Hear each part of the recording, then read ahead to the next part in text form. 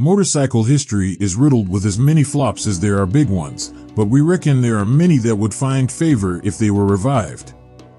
Hello, and welcome to another video, as you have guessed today's topic, but before going further, please subscribe my channel and don't forget to like videos. Let's get on with the video.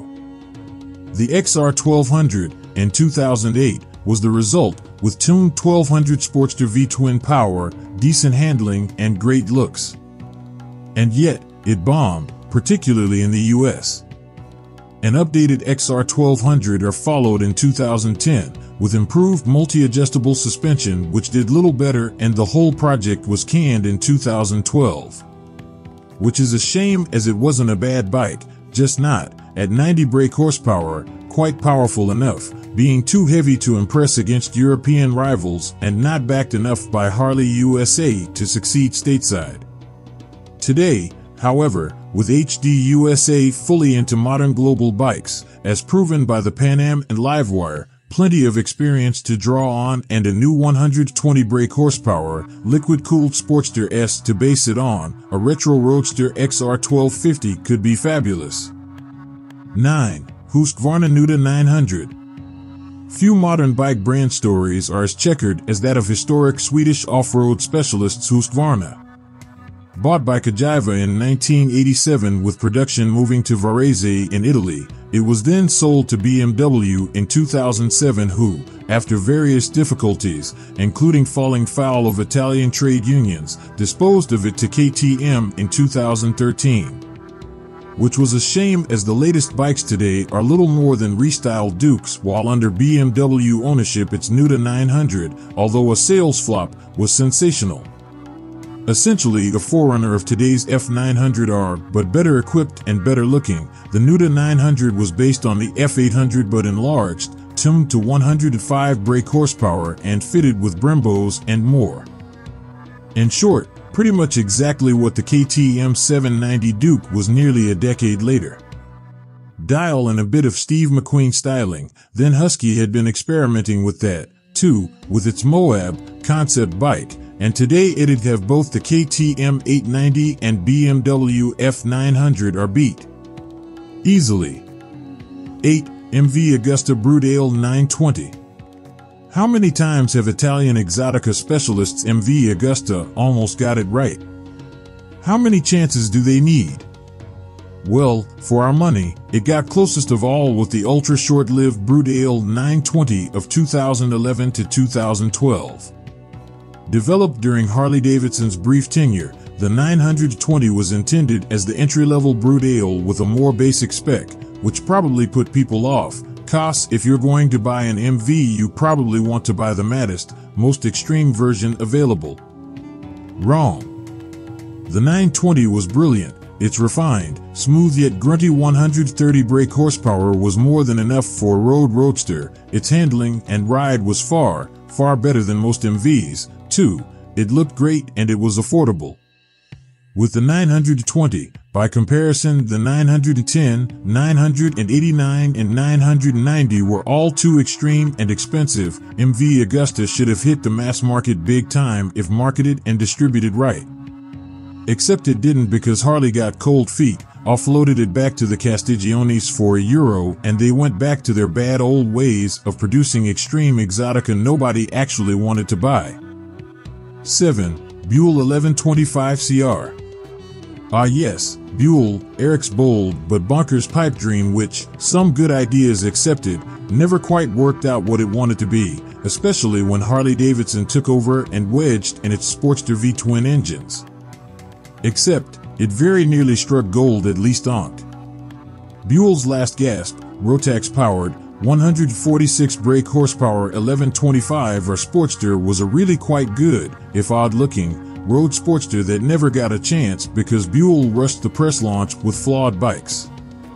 By the time its fueling was sorted, its sister Supernaked, the 1125 CR was available and, ridiculous low handlebars aside, was even better, its performance being more competitive, its style more distinctive.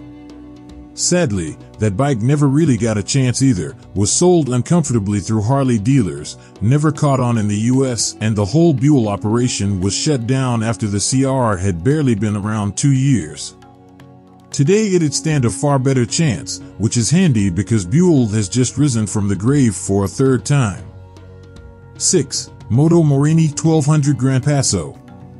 One of the most unsung of the revived historic Italian brands, finding its way again in the early 00s, Moto Morini was also actually one of the best, and its final bike, sort of, was also among the most underrated. Moto Morini was revived in 1999 before launching its first all-new bike, the 1,187 cubic centimeters V-twin Corsaro, in 2005. It was a more than decent bike, too, with 140 brake horsepower, fiery bhp, and good handling. On the downside, it was let down with initially iffy fueling, corporate underfunding, and a lack of publicity and sales infrastructure. Better bikes followed, the Retro Scrambler, the high-spec Corsaro Veloce, in 2006, and, latterly, in 2008 the Gran Passo Adventure Sport. Sadly, however, around the same time financial problems sent the whole concern into meltdown, from which it has struggled since. Which is again a shame, as the detuned, fine handling, styling and fun Gran Passo was largely ahead of its time, Triumph Tiger 1050 Sport and BMW S1000 XR anyone, and deserved better. Even today its performance, versatility, style and fun would stack up well. 5. Yamaha MT-01.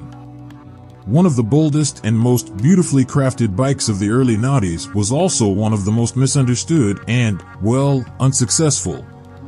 The big, brash MT-01, Yamaha's first Masters of Torque machine, was initially a show/concept bike which Yamaha bravely put into production in 2005, although we're still not entirely sure why. And what a bike! At its heart was a monster, low-revving, 1,700 cubic centimeters, pushrod V-twin put into an exquisite, but big, roadster chassis complete with multi-adjustable suspension, radial brakes and the best of everything. Even its dash was jewel-like. The experience, meanwhile, was like nothing else, a cacophony of rumbling grunt, an almost regal ride, a thunderous soundtrack and a sense of occasion like nothing else. Sadly, cynics also described it as underwhelming slow, overbearingly heavy, and eye-wateringly expensive, so no one bought one. The Philistines. Today, in this retro-driven world it might do better, although it'd never have got through Euro 5. 4. Honda CB1000. Oh, get over yourselves already. It's funny to think that the late 1990s Japanese obsession with big four-cylinder retros likes the XJR 1200 and CB 1300, plus the later GSX 1400 and ZRX 11 and 1200, were all beaten to the punch by one of the biggest and best of all, the 1992 CB 1000 Big One. And in light of how feeble and largely dismal Honda's current offerings on the class are, i.e. the CB 1100 and CB 1000 are, Big H could do worse than revive it today. At the time, the Big One, ahem, flopped because it was expensive and arguably before its time. But it was also fabulously put together. HRC were involved, if memory serves, gloriously grunty and smooth thanks to its detuned CBR 1000F liquid-cooled 4, surprisingly fine handling and, with proportions seemingly 10% larger than anything else, had a road presence like nothing else. Churn it out today with a more reasonable ticket price, assuming, as with most others, it could be made to get through Euro 5, and Honda would have the biggest and best Retro 4 of all. 3. Moto Guzzi V11. Another one with more than a hint of irony. Guzzi's modern V-twin retro roadster, the V7, is the Italian marque's best-selling bike, but has only now got the 850 cubic centimeters performance it should have had from the outset and remains slightly dinky and novice-orientated. Oh, for a slightly more substantial, credible V9 or V11 even. Hang on, Guzzi did one, years ago, but back then was again years before its time, sadly hamstrung by Guzzi's off-field woes, and would today, surely, have a much better chance of success.